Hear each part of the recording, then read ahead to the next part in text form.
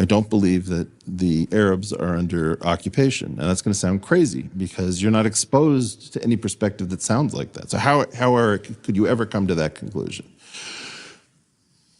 You have groups of people who are offered a state who we are not listening to. They do not want this state that they are offered. They are offered a choice between a state and a chant. And if you know the chant, it's from the river to the sea. From the river to the sea is what they chose. You could have a state or you could have a chant. And they want the chant. They are the tip of the spear in the global battle against Western hegemony, against an occupying European power in holy Arab land.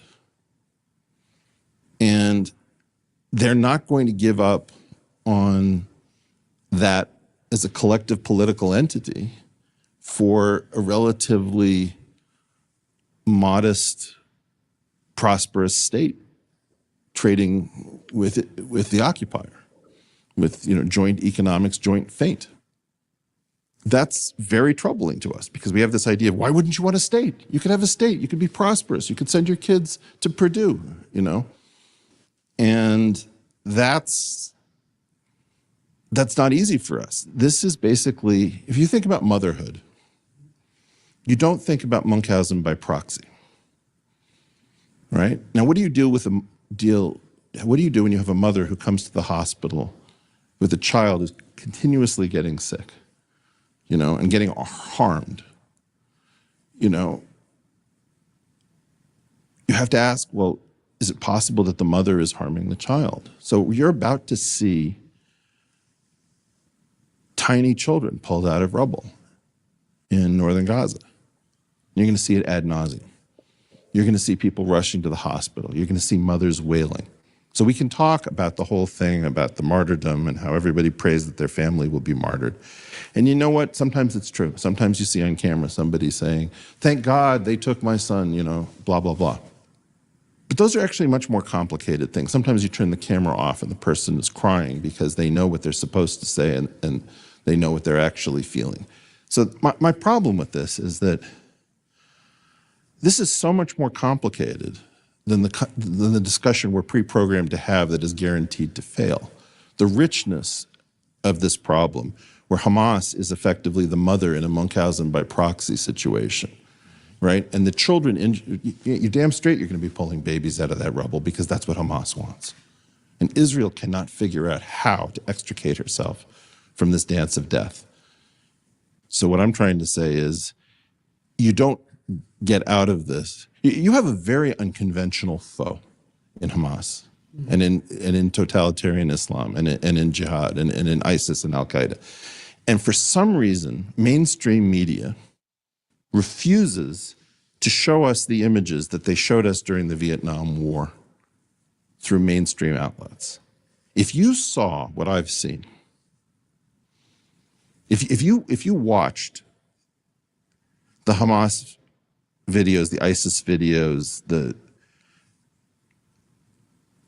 if you read Dabiq, if you did any of this stuff, you'd be sick to your stomach. You'd be a changed person. And we don't have that. I remember that the night my parents turned off the TV during the Vietnam War, so one of my earliest memories, I believe it was GI's heads on pikes carried by the Viet Cong. You're watching American severed heads on sticks.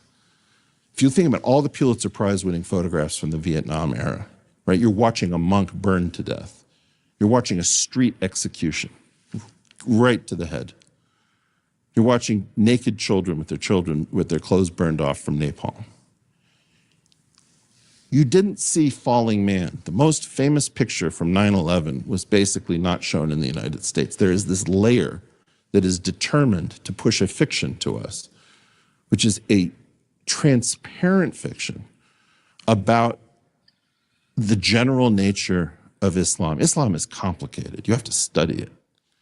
There are multiple schools of thought beyond Shia versus Sunni versus Ahmadi. You could just in Sunni Islam, different schools of jurisprudence, which lead to totally radically different outcomes between the Salafists and the Hanafi adherents.